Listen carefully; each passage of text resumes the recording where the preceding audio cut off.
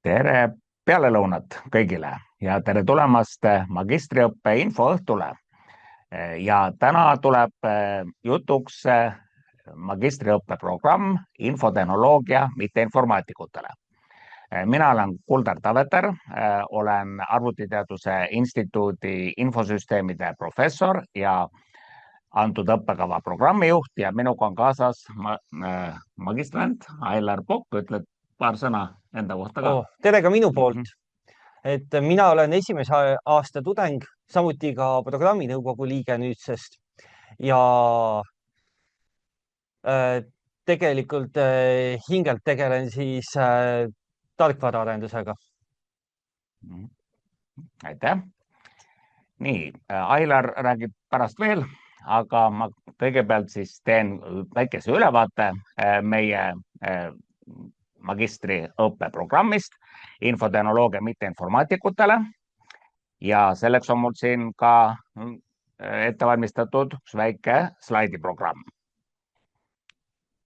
Nii, kavas on siis katta järgnevad teemad, kõigepealt rääkida õppekavast, õppekava eesmärgist, rääkida sellest, et keda me üldse ette valmistame, milliseid töörolle, tööprofiile silmas peame, rääkida õppeprotsessist meie õppekaval ja selle tulemusest, loomulikult rääkida sisseastumisest, sisseastumise tingimustest, protsessist, ajakavast, rääkida ka õppeajast ja õppetasust ja siis lähemalt juba õppetööst.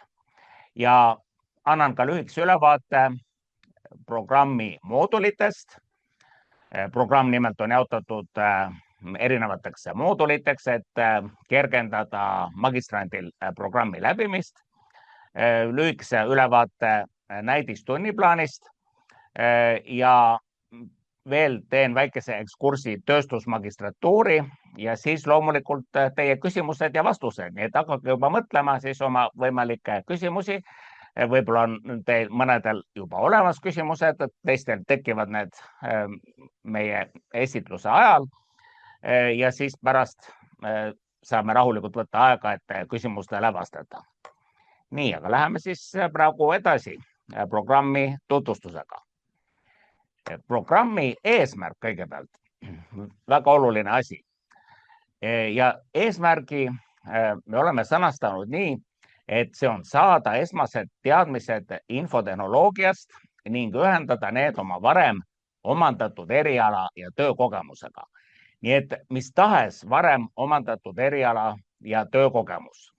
See ongi see meie magistriõppeprogrammi suur eelis, et selle aluseks olete teie kui juba mingi valdkonna spetsialistid, kellel on siis mingis valdkonnas magistrikraad või bakakraad ja töökogemus ja te tahate sinna juurde võtta IT, tahate siis panna sinna sellele juurde veel infotehnoloogia ja just siis, kui see on nüüd see olukord, siis on meie magistriõppeprogramm õige koht, kuhu tulla õppima.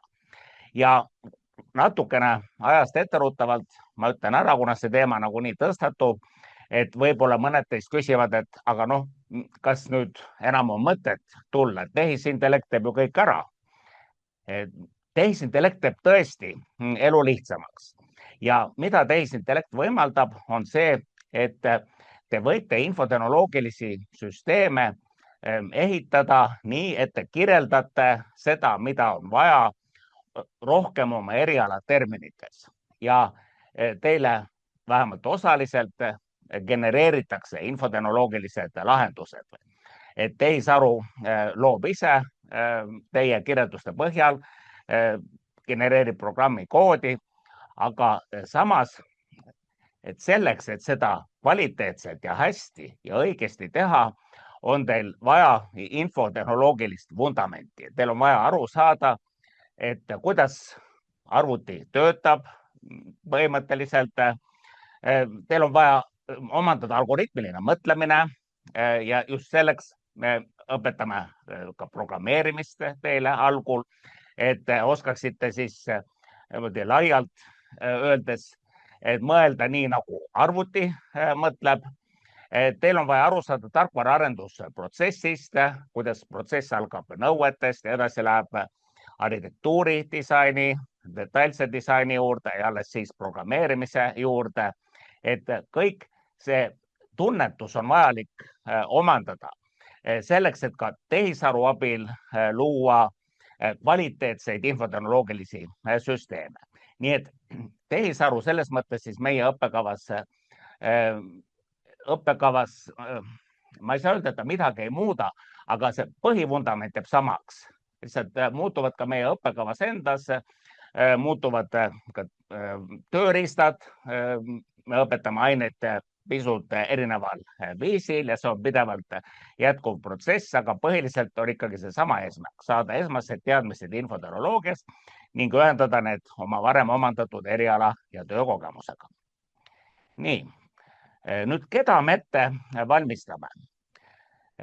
OSKA avaldab iga paari aasta tagant IKT seirearuandeid ja siin on väljavõtte IKT siis vahearuandest 2024 ja selle aruande keskmes on niisugune skeem, kus, kui te näete siin üleval, sinine osa on protsesside juhtimine, see on siis IT juhtimise tase. Siis kui me läheme siia alla, siis all on protsesside võimaldamine ja keskel on meil siis kavandamine, arendamine ja käitamine. Ja nüüd need töörollid, millede jaoks me valmistame ette spetsialiste oma õppekaval, töörollid siis sobituvad OSKA raamistikuga järgmiselt. Töörollid on seal vasakul ja nüüd ma paigutan need töörollid järjest siis OSKA raamistikule. Kõigepealt me valmistame ette ärianalüütikuid ja ärianalüütik on see inimene, kes analüüsib äri või mingi valdkonna vajadusi ja kes analüüsib seda, et millist IT-lahenduse valdkonnas üldse vaja on, milline IT-lahendus on mõistlik. Siis järgmine roll on süsteemianalüütik ja süsteemianalüütiku töö sisendiks on ärianalüütiku töö väljund. Nimelt süsteemianalüütik siis ärianalüütiku poolt tehtud soovituste põhjal kirjeldab ära nõuded loodavale süsteemile, alates üldisematest nõuetest ja edasi juba teisendades need konkreetsemateks nõueteks.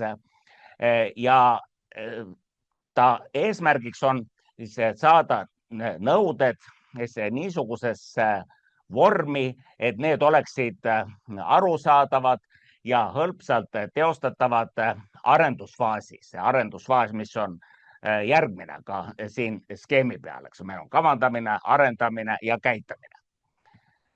Siis on meil ka niisugune roll nagu andmeanalüütik ja andmeanalüütiku roll on nüüd praegu tehisintellekti uue kasvu tingimustes väga oluline. Kõigepealt andmeanalüütik on siis see tööroll, kelle esindaja analüüsib mingi valdkonna andmeid, kasutades selleks näiteks teatud andmeteaduse meetodeid, nagu näiteks klasteranalüüs või regressioonianalüüs, aga samuti andmeanalüütik on ka see inimene, kes treenib ja rakendab tehisintellekti mudeleid. Nüüd, kui me läheme siia alumisele tasemele, võimaldamise tasemele, siis meie programm on suunatud ka tootejuhtide ettevalmistamisele ja tootejuht vastutab mingi tarkvaratoote arendamise eest algusest lõpuni. Ta määrab ära selle, et kui palju on vaja iteratsioone tarkvaratoote arendamiseks, mida iga iteratsioon sisaldab ja kuidas arendamine on korraldatud. Ja lõpuks on projektijuhi roll ja projektijuhi roll täiendab tooteomaniku rolli just selles vaates, et projektijuht on see, kelle käes on rahakott. Tema vaatab siis, et jätkuks raha tarkvaratoote arendamiseks ja et oleksid olemas ka ressursid tarkvaratoote arendamiseks. See puudutab eelkõige inimesi, aga ka muud vajalikku teisi tarkvarasüsteeme, kaasa arvatud tehisintellektisüsteeme, et kõik oleks olemas, mis on vaja antud tarkvaratoote arendamiseks. Tavaliselt muidugi projektijuhi portfellis on rohkem tarkvaratooteid ja mitte ainult üks, vaid rohkem.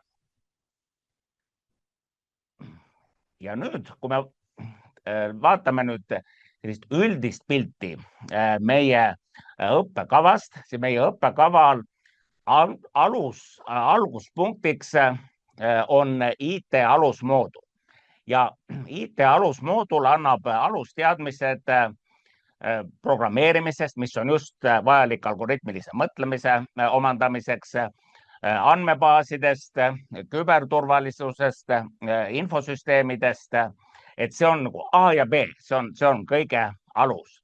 Ja edasi, kui alusmoodul on omandatud ja tegelikult juba alusmooduli omandamise ajal, siis saab minna juba suunamoodulite juurde. Iga magistrant valib ühe suunamooduli.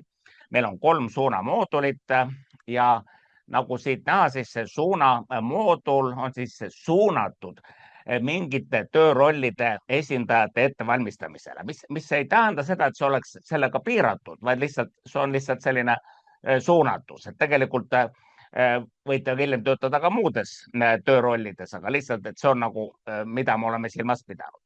Nii, esimene suunamoodul on siis suunatud ärianalüütikute ja süsteemianalüütikute ettevalmistamisele. Teine suunamoodul tooteomanike ja projektijuhtide ettevalmistamisele ja kolmas suunamoodul andmeanalüütikute ja AI rakendamise spetsialistide ettevalmistamisele.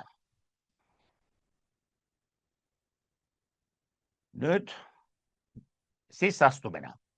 Sisseastumine, nagu ma alguses juba ütlesin, eeldusteks on magistrikraad mingil muul erialal, ükskõik mis erialal, mis ei ole informaatika, nagu ütleb õppekava nimi, IT, mitte informaatikutele. Või bakalaureusekraad ja vähemalt 2 aastat töökogemust oma erialal, mis tahes erialal. Ja vastuvõtu kriteeriumid on, et kõigepealt kandideerimise aluseks olevate õpingute keskmine hinne, mille kaal on 40% ja teiseks motivatsioonikiri, mille kaal on 60%. Et nagu siit on näha, me ikkagi vaatame rohkem, et kes te olete, miks te tahate tulla õppima, mis on teie eelnev taust, eelnevad kokkupuuted infotehnoloogiaga, mingit infotehnoloogilist haridust me ei eelda, isegi mitte kogemust või teadmisi, aga et lihtsalt saada pilti teist ja teie motivatsioonist. Ja vastuvõtta nüüd käesoleval õppeaastal on maksimaalselt 60 magistranti. Õppeaeg on, nominaalne õppeaeg on keskmiselt 3 aastat ja 3 aastaga siis saate 120 ainepunkti. 3 aastat siis sellepärast, et meil on tegemist osakoormusega tasulise õppekavaga. Täiskoormusega õppekava 2 aastat, osakoormusega õppekava on 3 aastat. Küsite kindlasti, et kas saab kiiremini läbida? Ikka saab. Ja meil ongi mitmeid näiteid, on mitmeid magistrante, kes on õppekava kiiremini läbinud, aga see on nüüd keskmine aeg, arvestatud aeg on 3 aastat ja 3 aastaga siis kogute 120 ainepunkti. See tähendab seda, et keskmiselt siis tuleks 20 ainepunkti semestris ja minimaalselt tuleb võtta 15 ainepunkti semestris, et siis oma üliõpilase staatust hoida. Kuna on tegemist tasulise õppekavaga, siis on oluline ka hind ja hind on 2000 eurot semestris või siis võib maksta ka ainepunktide kaupa, et või teine alternatiivne viis siis 120 eurot ainepunkti eest. Õppetööst. Enamus õppetööst on eesti keeles, kuna tegemist on eestikeelse magistriõppekavaga. Aga samas me tahame anda kvaliteetset magistriharidust ja seetõttu oleme me tööle võtnud Arvutiteaduse Instituuti palju rahvusvahelise taustaga õppejõude. Näiteks tarkvara tehnika õppetoolis, mida ma ise juhatan, seal on umbes 60 töötajast ja 40 on mujalt kui Eestist. Ja see tähendab nüüd teile ka seda, et osa õppeaineid tuleb läbida inglise keeles, aga ma arvan, et see on lõppkokkuvõttes väga kasulik. Et kui mõelda, et infotehnoloogia maailm ongi suuresti ingliskeelne või kui mõelda sellele, et võib-olla te tahate minna kas lühemaks või pikemaks ajaks kuhugi välismaale, võib-olla tööloome erialal, võib-olla muul põhjusel, aga igal juhul inglise keele oskus tuleb kasuks ja selle lihvimine antud kursuse raames ka on üks väga kasulik ja huvitav tegevus. Pisut moodulitest. Ma juba tegelikult siis andsin aimu meie õppekava moodulite struktuurist ja juba mainisin, et kõigepealt esimeseks mooduliks on infotehnoloogia alusmoodul, mis annab 24 ainepunkti ja seejärel tuleb valida üks suunamoodulitest. See valik tuleb teha siis esimese semestri lõpuks ja suunamoodulite nimed on siis digitaalse ärianalüüsi moodul, digitoodete ja IT juhtimise moodul ning andmeteaduse ja tehisintellekti rakendamise äris moodul. Ja need suunamoodulid on siis suunatud just nende töörollide ettevalmistamisele, millest oli siis enne juttu, siis digitaalse ärianalüüsi moodul siis ärianalüütikute, süsteemianalüütikute ettevalmistamisele, digitoodete ja IT juhtimise moodul tooteomanike, projektijuhtide ettevalmistamisele ning andmeteaduse ja tehisintellekti rakendamise äris moodul on siis suunatud andmeanalüütikute ja tehisintellekti rakendamise spetsialistide ettevalmistamisele. Siis on ka valikainete moodul. Valikainete moodul tähendab, et seal on nagu päris palju aineid ja nende hulgas tuleb valida aineid 18 ainepunkti ulatuses. Ja on ka vabaainete moodul. Vabaainete mooduli erinevus valikainete moodulist on see, et sealt võite võtta mis tahes Tartu Ülikoolis või ka muudes ülikoolides kas Eestis või ka välismaal õpetatavaid aineid. Ja vabaainete mooduli mahuks on 12 ainepunkti, mis siis tähendab reeglina 2-6 ainepunktilist ainet. Valikainete moodul siis 18 ainepunkti, mis siis reeglina tähendab 3-6 ainepunktilist ainet või kui on aine mahuks 3 ainepunkti või võib-olla on ka mõne aine mahuks rohkem, eks ole, siis vastavalt vähem aineid. Praktikamoodul 18 ainepunkti, seal on jällegi, nii nagu valikainete mooduli puhul, ette antud ained, mille hulgast saab võtta, mida tuleb võtta ja siia alla läheb ka praktika läbimine. Ka praktika läbimise jaoks on siis oma aine, mida deklareerida, kui te lähete praktikale, kas siis oma ettevõttesse või mingisse IT-ettevõttesse või kuhugi mujale. Ja lõpuks on magistritöö moodul, ka 18 ainepunkti, mis koosneb magistritööst endast, 15 ainepunkti ja 3 ainepunkti on magistritöö seminar, kus siis räägitakse sellest ja arutatakse läbi see, et kuidas magistritöö üles ehitada ja kuidas seda koostada ja kirjutada. Ja siin on siis ülevaade õppeainetest, ma ei hakka need ükshaaval siin ette lugema, siin üleval on alusmoodul, siis siin on digitaalse analüüsi moodul, siis digitoodete ja IT juhtimise moodul, andmeteaduse ja IT rakendamise äris moodul, nende 4 mooduli ained, siis tähendab alusmoodul ja 3 suunamooduli ained on siin välja toodud, kaasa arvatud nende ainete toimumise semestrid ja ainepunktid. Ja all on siis muud moodulid, valikainete moodul, vabaainete moodul, praktikamoodul ja magistritöö moodul. Ja siin ka on ülevaade näidistunniplaanist, aga ma rõhutan siin, et see on näidistunniplaan, et see ei ole see ei ole kohustuslik, aga ta aitab natuke oma õpingut planeerida ja nagu te näete siit näidistunniplaanist, siis algul on loomulikult põhirõhk infotehnoloogia alusmoodulil, aga juba päris algusest hakatakse võtma ka suunamoodulite ainet. Sõltub nüüd sellest, millal see valik tehakse. Mõni teeb selle varem, teine teeb selle hiljem, aga üldiselt nagu on siin näha ka näidistunniplaanis, et suunamoodulite ained hakkavad siin üpris varakult. Ja siis juba ka valikained, no nendega on pisut rohkem aega, kui vabaained, ka sõltub sellest, millal neid õpetatakse ülikoolis näiteks. Ja loomulikult praktika ja magistritöö ained on siin kõik stuudiumi lõpuosas. Nii, ja veel korra siis protsess ja tulemus, pannes nüüd ka kogu pildi kokku.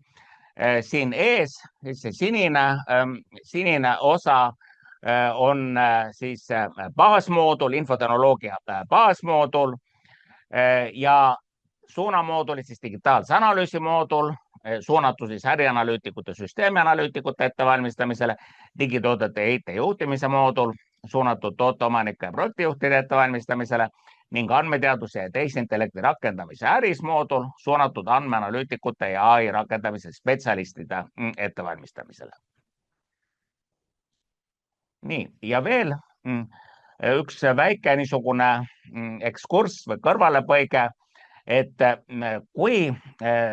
kui te töötate niisuguses ettevõttes näiteks, mis on seotud juba IT-ga või töötada võib-olla juba IT-ettevõttes või mingis muus ettevõttes, mis rakendab IT-d, siis tegelikult meil on võimalik ka teha oma magistritöö.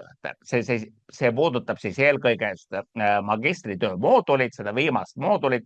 Meil on võimalik teha magistritöö koostöös ettevõttega või siis ka avaliku sektori organisatsiooniga. Ja see tähendab seda, et magistrant tegutseb selle organisatsiooni juures, siis ettevõtte juures näiteks, panustades ettevõtte tegevusse, aga me sõlmime siis ettevõtte ja Arvutiteaduste Instituudi vahel lepingu ja selle lepingu tulemusena magistrant saab oma praktika ja magistritöö tehtud, nii et see puudutab ka praktikamoodulit. Et see on nagu 2 ühes, et praktika ja magistritöö. Tal on tagatud igakuine stipendium, siis katab osa õppemaksust. Tal on olemas oskused peale lõpetamist, mida tööandjad otsivad, sellepärast et ta teeb seda oma magistritööd, ta teeb rakenduslikku magistritööd, ta teeb seda, mida on tõeliselt vaja, sest muidu ju ettevõte ei oleks niisuguses partnerluses ülikooliga. Ja ta saab uusi tööalaseid kontakte. Aga ma rõhutan, et see ei pea, ma mainisin siin, et võib-olla kui te kusagil töötate, aga see võib olla hoopis muu ettevõte. Et kui te mingi ettevõte, kuhu te võib-olla praegu mõtlete, et võiks tööle minna ja kes on huvitatud tööstusmagistrantidest, nagu me neid nimetame, siis ka meie võime aidata siis sellise partnerluse loomisel. Siin all on näha siis ettevõtted, kes on tööstusmagistratuuri positsioone esitanud, terve rida tuntud ettevõtteid, mis tähendab, et ettevõtete huvi on päris suur selle vastu ja ka magistrantidele avab see mitmeid erinevaid võimalusi. Nii, lisainfo, siin on 3 olulist veebilinki, siis info sisseastumise kohta on koondatud siis niisugusele veebilehele. Me teeme slaidid ka kättesaadavaks pärast, nii et pärast saate siis neid kasutada. Siis info õppimise kohta on järgmine link ja 3. on tegelikult meiliaadress, on siis õppekavaga seotud küsimused, et kuhu siis saab saata oma küsimused. Nii. Ja siin veel mõned pildid siis meie viimaste aastate vastuvõttudest. Meil on niisugune komme, et meil on igal aastal on iga siis uute vastuvõetud tudengitega sügisel on meil sotsiaalne üritus ja siis sotsiaalse ürituse lõpul siis alati me teeme niisuguse rühmapildi. Ja siin on siis näha, et 2021. aasta vastuvõtu seltskond, 2022. aasta vastuvõtu seltskond pluss programminõukogu liikmed, see on natuke laiendatud, eks ole, seal on peale minu veel ka siis teisi õppejõude, eelkõige programminõukogu liikmed, siis 2023. aastal vastu võetud ja programminõukogu liikmed 2024, 2025 ja siis ilmselt osa teist, ma loodan, järgmisel aastal, siis järgmise aasta pildid. Nii, aga nüüd mul tuli küll ette slaid küsimused ja vastused, aga ma nüüd pöördun Ailari poole, kes on siin nagu olnud niimoodi sunnitud olema, eks ole, siin nagu vaikne. Aga Ailar, kas räägiksin natukene enda oma teekonnast, et mis sind tõi õppima meie õppekavale ja milline on sinu enda kogemus sinna õppimisest? Jaa, mul tegelikult küpses tükk aega mõte tulla ülikooli tagasi, aga ma kunagi ei leidnud seda, mille pärast tulla. Ja siis ühel päeval käis see klõps ära, et jaa, aga miks mitte ITM? Et juhtumisi ma esimese hariduse poolest olen üldse geoloog, aga töö on toonud mind aina ja üha rohkem IT poole, et ehk siis selle kuidagi nagu hariduslikult ka nagu tõeks. Ja mitte ainult. Nüüd ma olen avastanud, et tegelikult minu jaoks oli mitte see andmeanalüüsi moodul, vaid hoopiski ärianalüüsi moodul, see õigem asi. Ja lisaks sellele on kahtlemata väga lai ja mitmekesine võrgustik tekkimas. Minu erialal on igasuguseid inimesi alates ettevõtte juhtidest või perepuhkuselt lahkuvatest lapsevanematest kuni lihtsate töölisteni välja. Ja samuti on see üsna huvitav kogemus ka mul endale olnud, kus alates õppima asumisest on minust kui mugavustöötajast saanud järsku inimene, kes esitab ebamugavaid küsimusi. Inimene, kellest tuli kiiresti lahti saada. Mis omakorda võimalas selle, et mind korjas üles üks teine tööandja, kes just nimelt väärtustas õppimist, väärtustas kõike seda, mida ma teen. Ja ma loodan, et meie töösuhe kestab veel kaua. Ja mis puutub õppekava läbimisse, siis mina olen natukene nagu power user. Et ma esimese semestriga sain ainult 45 ainepunkti kirja. Ja samas on neid, kes teevad rahulikult, teevadki oma 15 ära, teevad 20 ainepunkti ära. Ja kui keegi hakkab mõtlema, küsima, et aga mis ma peaksin maksma? Et ma tahan nii palju ainepunkte võtta, siis tegelikult ainepunkti ja semestritasu breakpoint on umbes 24 EFP juures. Kui kellelgi on vaja seda enda kalkulatsioonides kasutada. Need on küsimused, vastused. Jah, nii et nagu te näete, et õppimine meie õppekaval võib kaasa tuua siis ka karjääripöörde, eks ole, et selles mõttes, et nagu väga hästi ütlesid, eks ole, et tööandjale see kuidagi enam ei sobinud, eks ole, et järelikult siis me kuidagi siis siin õpetame nagu inimesi ärksamateks, et ja siis, eks ole, leidsid palju huvitavama töökoha. Just. Selles mõttes, et õppe suurelt keskendub ikkagi sellele, kuidas tööd paremaks teha. Aga kui teine pool pole valmis muutuma, siis... Jah, just. Ja eks see on siis ka meie eesmärk ju tegelikult, et inimesi, et üks asi on see, et anda IT täiendavat haridus või IT teadmised ja oskused, aga et inimesed hakkaksid teistmoodi mõtlema ja siis kui ma tohin seda väljendit veel kasutada, et muutuksid ärksamateks veel kuidagi, sest see avardab silmapiiri. Nii, aga nüüd siis läheme siis küsimuste ja vastuste juurde. Et praegu ma ei näe siin küsimusi siin veel, mis on tulnud, aga meil on siin enne juba saadetud küsimusi, et ma alustan nendele vastamisest. et esimene küsimus, et kas on oluline, et sisseastuja oskaks algtasemel mõnda programmeerimiskeelt? Ei ole oluline, et nagu ma ka enne juba mainisin, et me ei eelda mingeid infotehnoloogilisi alusteadmisi, et muidugi on hea, kui sisseastuja oskab, tal on siis sedavõrra lihtsam õppida, eriti on tal lihtsam siis läbida infotehnoloogia alusmoodulit, aga me ei eelda seda. ma vastan ka tudengite kogemuses seda, et üks esimesi aineid ongi programmeerimise alused, need, kes oskavad, need saavad kiirelt ja kergelt tulema sealt. Väga mugav, 6 ainepunkti tasuta käes. Need, kes aga ei oska, no need saavad niimoodi rahulikult õppida. Tõsi, väga palju kätte ei hoita, aga see ongi sessioonõppe eripära, et kodus tuleb natuke rohkem teha. Just, aitäh. Ja nii, et selles mõttes, et täpselt nii, et ongi, et kui oskate, et väga hea, eks ole, on lihtsam, eks ole, aga mingit eeldust selleks ei ole. Meie õppekava on ikkagi infotehnoloogia, mitte informaatikutele. Siis teine küsimus, et kas algtasemel Pythoni programmeerimiskeele oskamine annab eelise? No sama vastus on, et kindlasti annab. Kindlasti on lihtsam, eks ole, just seesama, eks ole, sinu poolt mainitud programmeerimise aine.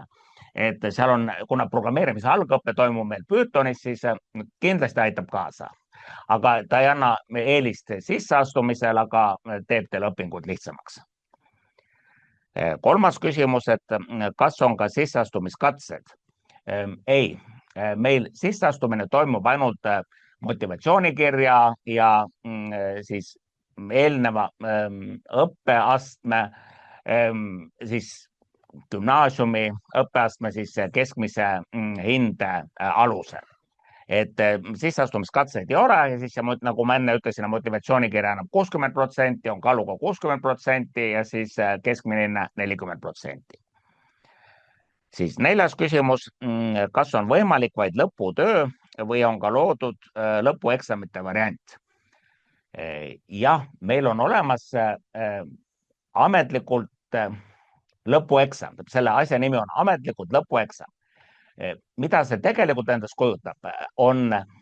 See on tegelikult Capstone projekt ja Capstone projekt tähendab seda, et reeglina 2 magistranti, nad lahendavad mingi infotehnoloogilise probleemi konkreetse tellija jaoks. Selle tellijaks võib olla ettevõte, võib olla avaliku sektori organisatsioon, tellijaks võib olla ka ülikooli mingi teine üksus.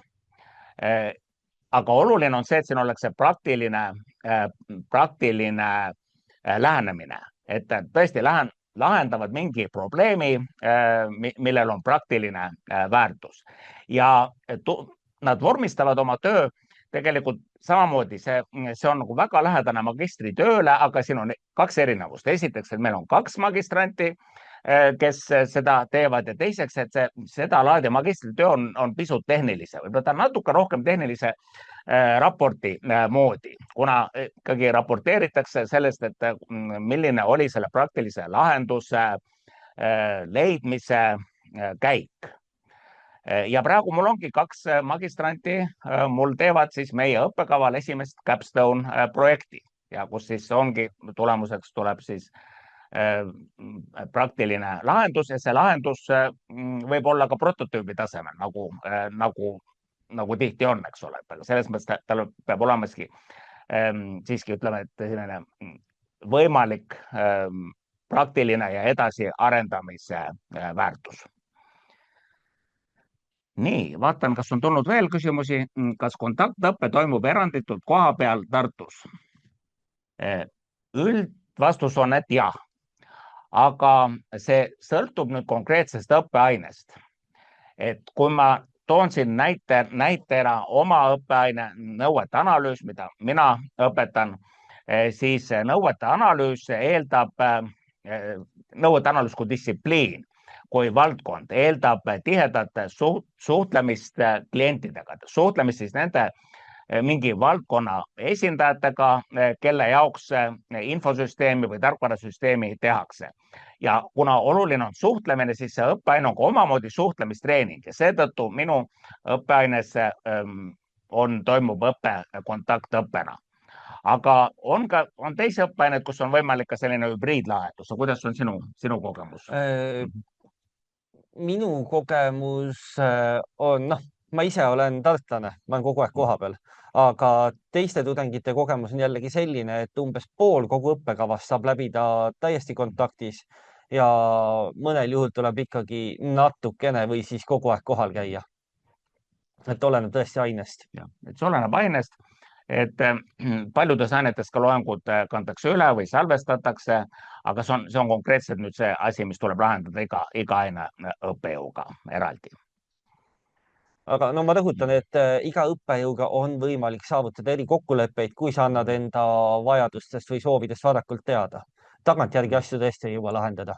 Jah, just. Et selles mõttes me oleme paindlikud, aga ma rõhutan, et üldiselt on kontaktõpe on see, mida me teeme siin. Ja tegelikult, eks me kõik mäletame siin pandeemia aegu, eks ole, et siis, kui me kõik olime siis sunnitud distantsõppel ja ega tegelikult me ei taha neid aegu tagasi, eks ole. Nii tore on inimestega suhelda ja otse näha ka tudengeid, eks ole, mitte ainult ekraani vahendusel. Nii et selles mõttes kui vähegi võimalik, siis ikkagi ma kutsun üles siis neid, kes siia õppima tulevad, et ikkagi osalema siin kohapeal ja käima sessioonidel. Nii, praegu ma rohkem ei näe küsimusi. Kui kellelgi on veel tekkinud küsimusi, siis võib kirjutada veel siia meie chati.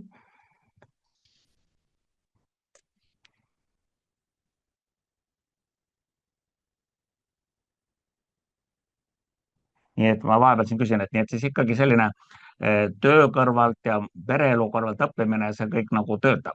Et see on võimalik panna kuidagi töötama. No mul on täiskohaga töö ja 3 last ja täitsa toimib. Aga see eeldab ka mõningast tööandja poolset vastutulelikkust. Muidugi alati võib jääda ka väiksema koormusega tööle. Aga siinkohal muutub tähtsaks siis enda aja täpsem planeerimine, mis sul on teha, kus sul on teha, kui palju selleks aega võiks kuluda ja sellest plaanist ka kinni pidada, sellepärast et tööd on üsna kiirelt kuhjuma. Just, aga põhimõtteliselt on võimalik. Nii, ma ei näe, rohkem vist ei ole siin küsimusi tulnud. Kui kellelgi on veel midagi küsida, siis kirjutage ruttu. Aga loomulikult võib kirjutada ka programmi nõukogu mailile, mis oli eelneval slaidil. Mida me näitsime, võime selle igaks juhuks ju veel panna korra siin ette. See viimane, see itminf.ut.ee jõuab kindlasti õigete adressaatideni. Nii, aga kui rohkem küsimusi ei ole, siis suur tänu teile selle pärastlõunase tunnikese või natuke vähema aja eest ja ootame siis teist võimalikult paljusid õppima meie õppekavale. Ja nagu ma ütlesin, et me elame praegu sellisel huvitaval ajal, eks ole, kus tehisintellekt on tehisintellekti uus ja suurem tulemine. Mina olen neid elus näinud vist vähemalt kolm tulemist, aga see on nagu teistmoodi, kuna seda juhib tööstus. Ja loomulikult me arvestame seda ka oma õppekava juures. Nii et aitäh kõigile ja ilusat õhtupoolikut. Aitäh!